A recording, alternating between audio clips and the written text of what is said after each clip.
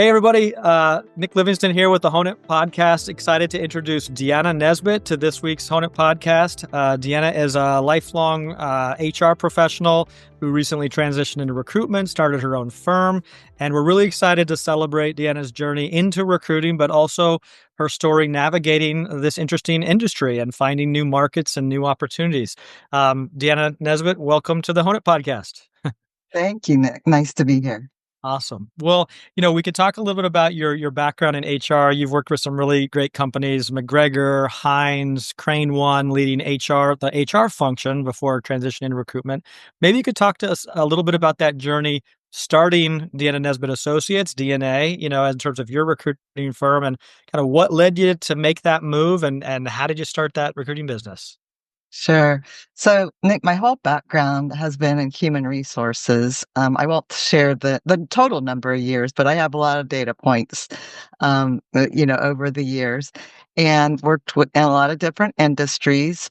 And most recently was working for Crane One, but prior to that, worked for McGregor Metal in metal stamping, Heinz in food industry, and prior to that, automotive. So, primarily manufacturing has been my background.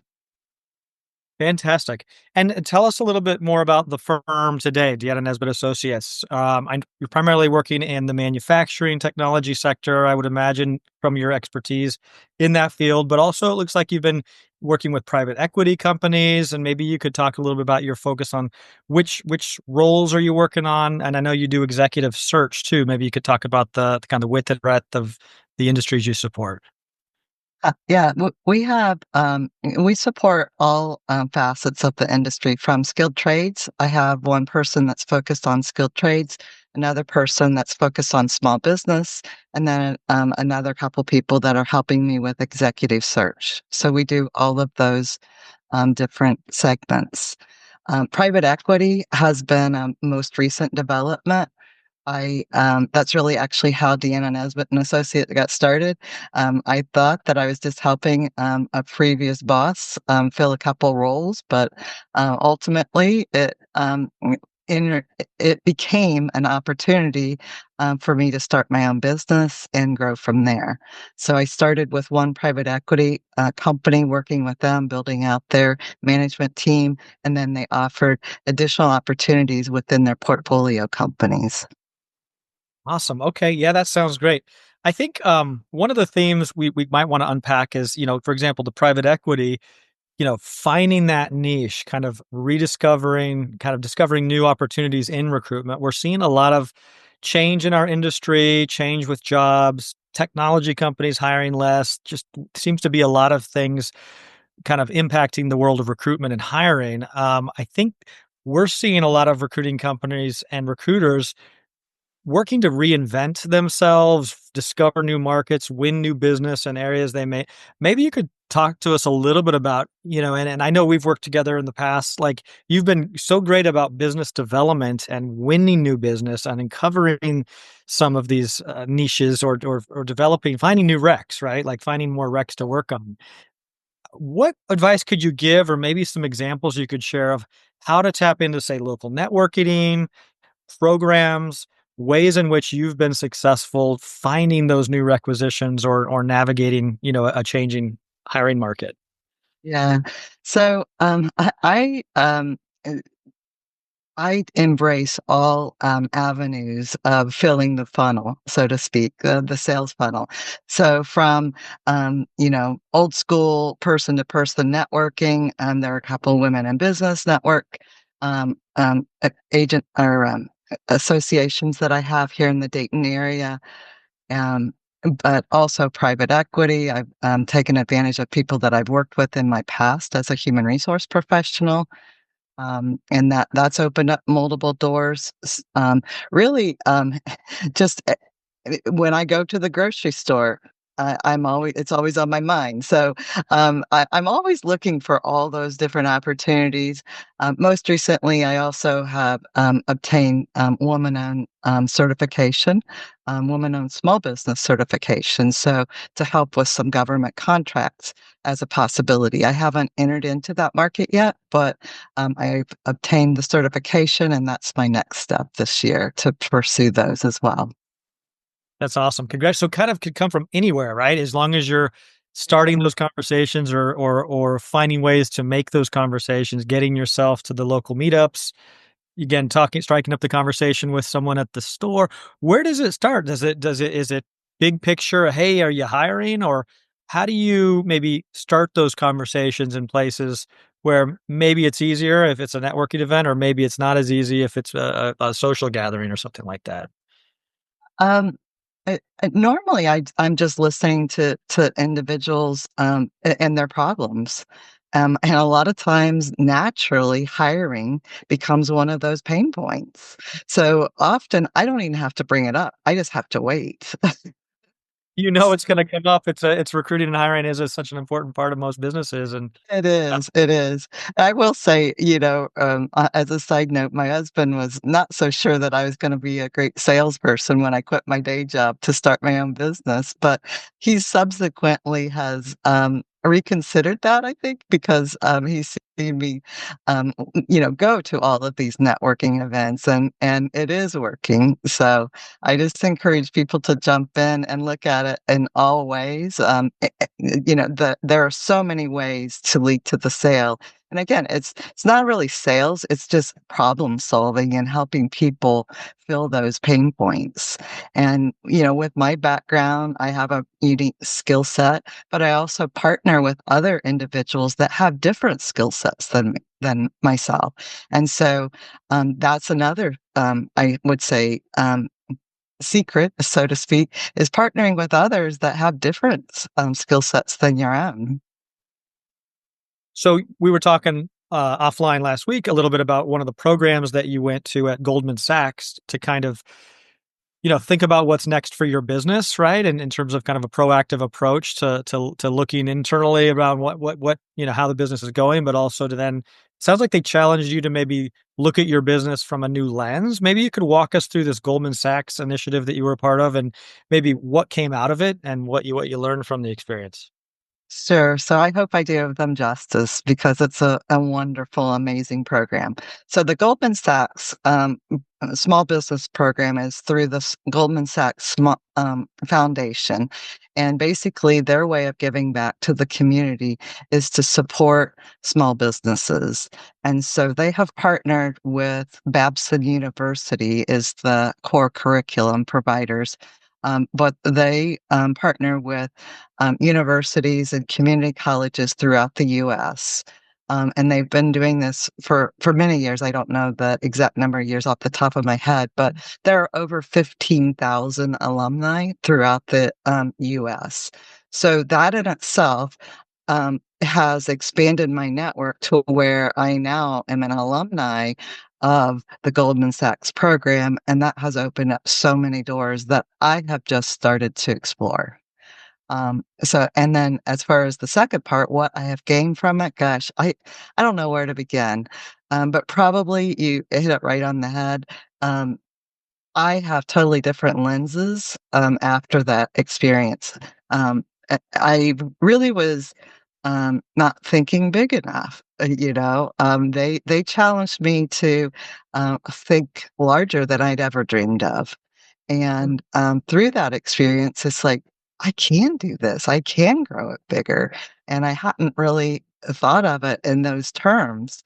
In my past HR life, I've worked in Fortune 500 and all of those, industries, but totally different skill set than being a business owner and entrepreneur, starting with just one person myself and then building from there is totally different than being an HR professional in a Fortune 500 company.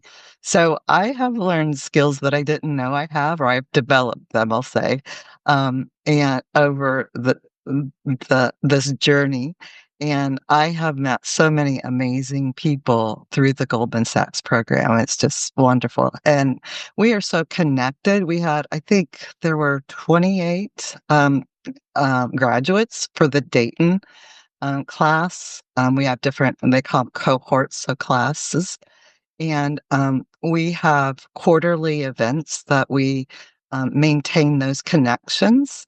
And I mean, we were just talking just the other day. We went to a networking event, and it's like, where else? What other program would we have met other individuals in different industries? For example, one individual owns like a machine shop.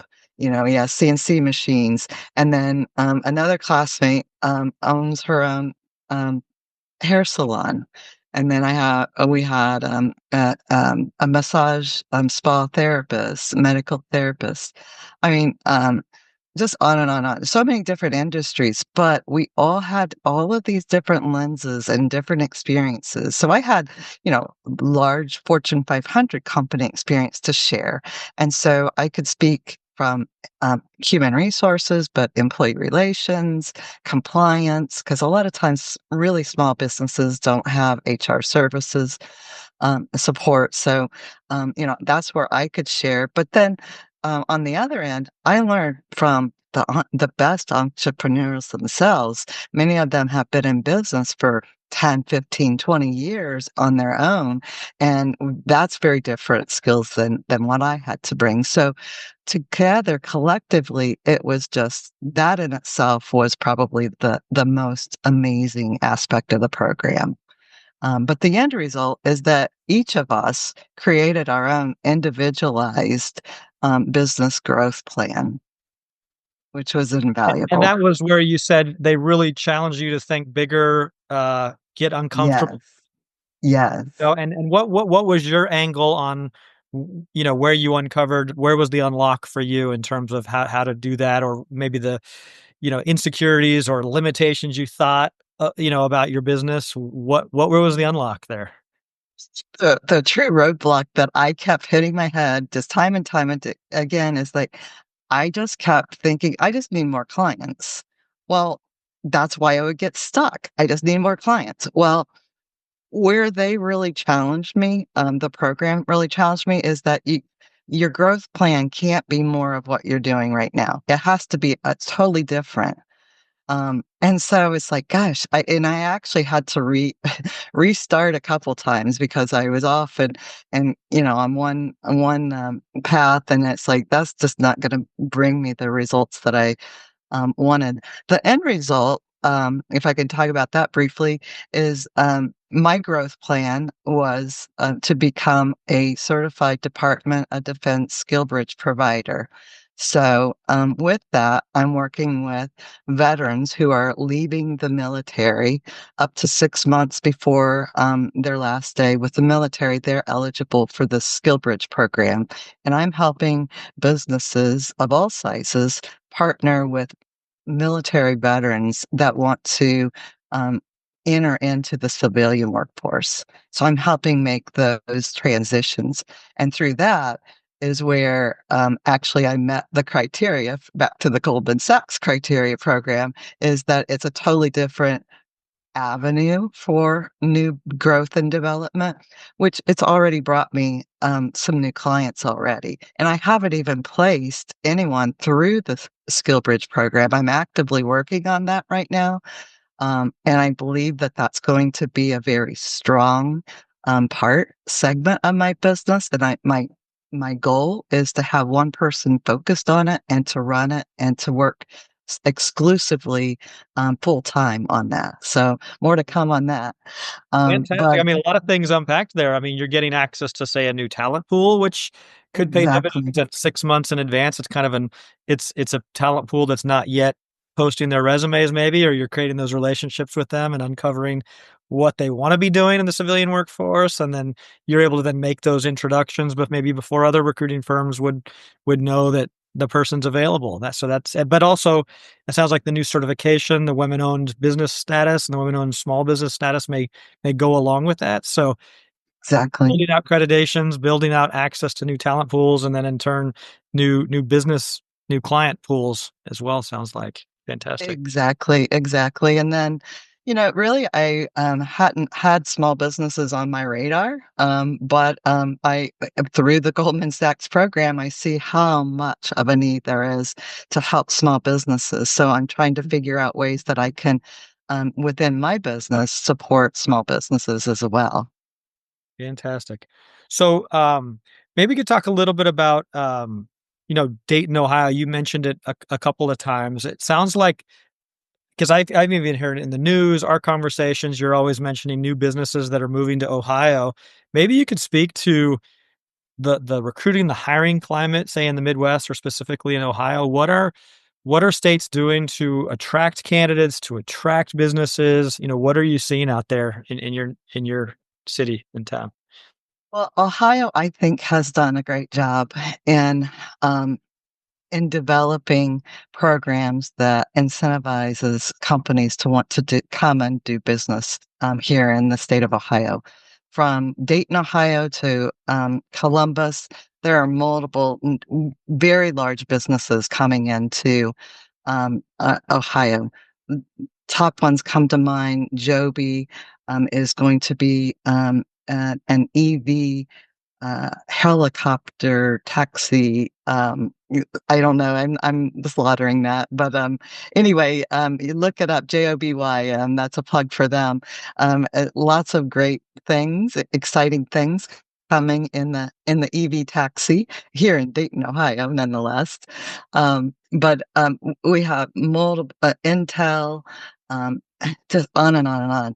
Just look at Ohio as far as manufacturing coming in. So a plug goes out to Ohio for doing a great job of, building that pipeline. In fact, I went to, a couple networking, opportunities the other day, and they were, sharing their concerns is that we don't know if we have enough people to fill all the positions that are coming to Ohio, which is a Yeah. great problem to have. It So, is. they're enlisting and working right now on building the teams, working with, the community colleges, the universities, all of the support and taking advantage of all aspects of, the individuals and the, industries that are required to make everything successful.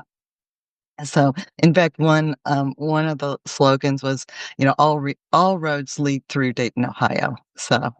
Um, Got a lot so of more to come highway on. queued up, yeah, literally and figuratively, Exactly, more to come on Dayton, but yeah, I'm definitely, a big fan of Ohio and, the Midwest, and right now, especially manufacturing, we're strong.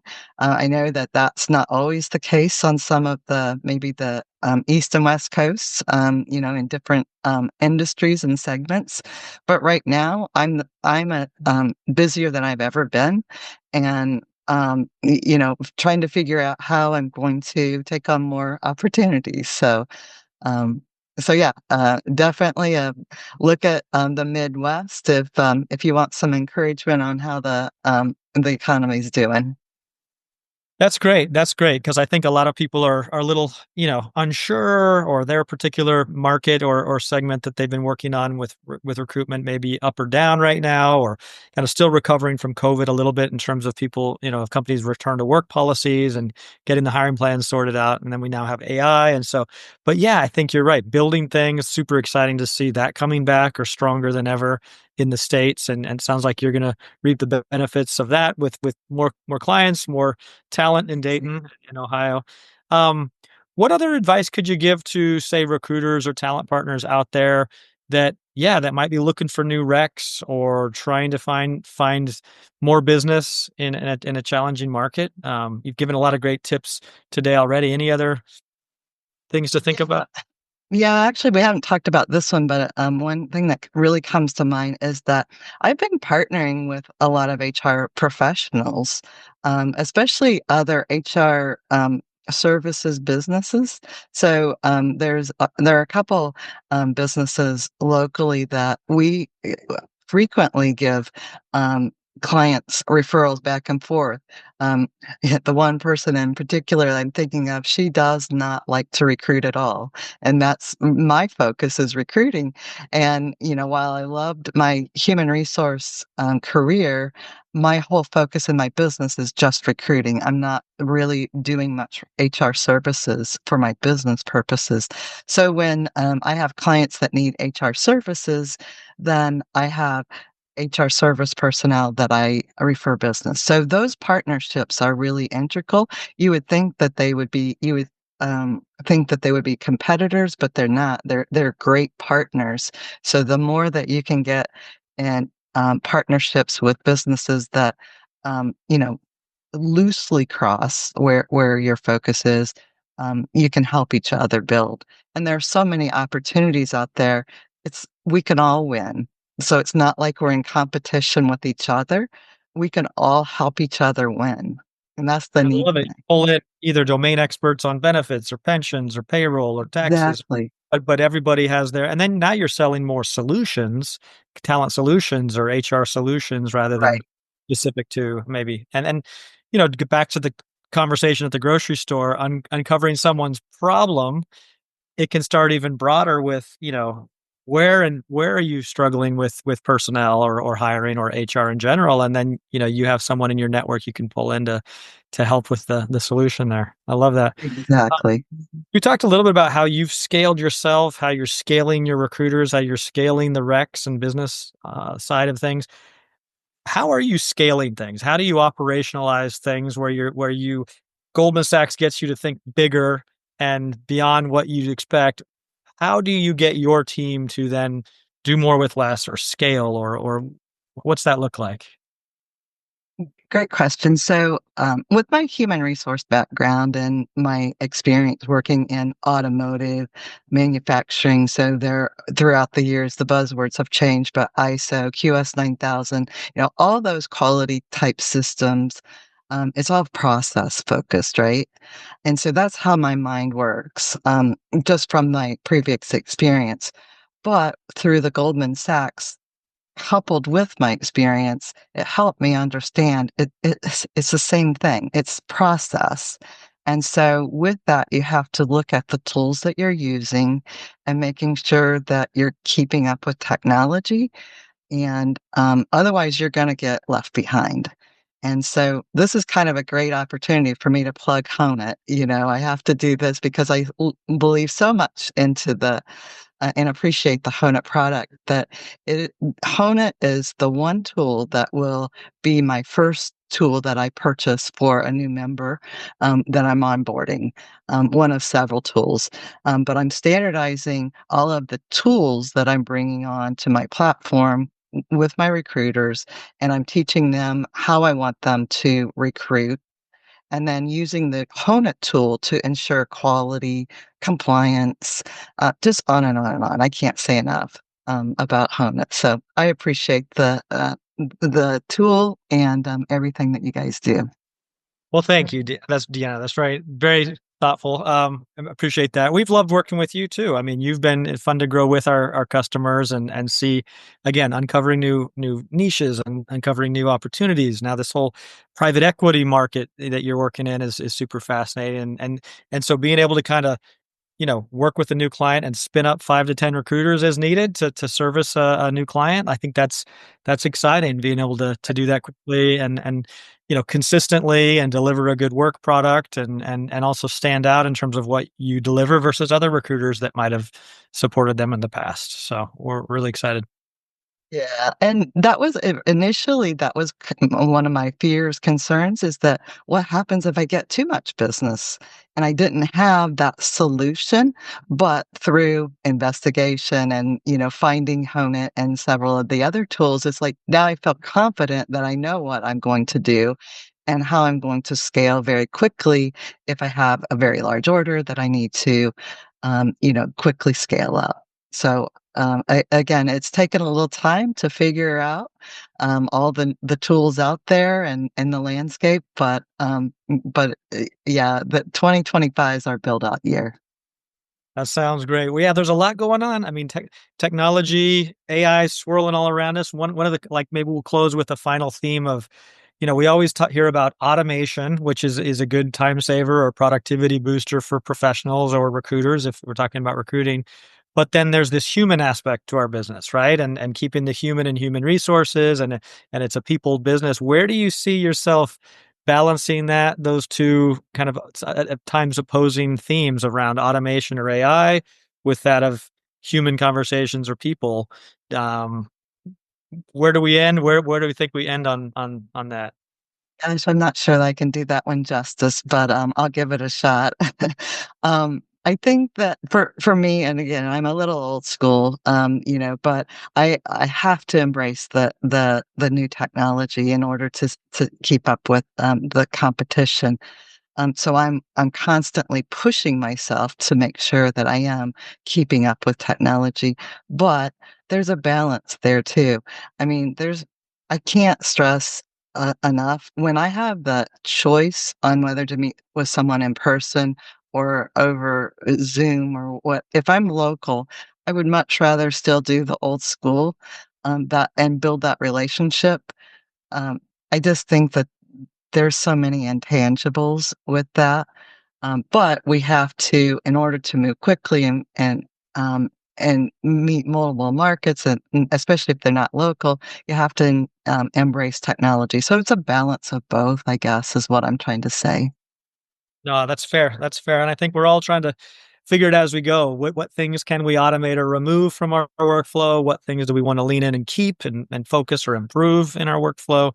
And yeah, it's a never ending game here, especially at Honeit. This is what we think about all the time. But Deanna, how can people get a hold of you if they need some, talent solutions, help with recruiting, advice on scaling? Where can they reach you?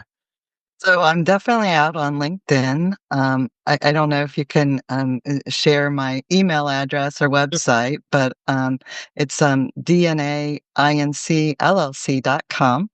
And that has all of my contact information out there as well, my phone number, email address, but definitely LinkedIn as well. Sounds good. Well, Deanna, thank you for joining us, the Honeit Podcast. I always enjoy my conversations and catching up with you, and thanks for joining today. Really appreciate it. Thanks for having me, Nick. Have a good one. Take care. You too. Bye.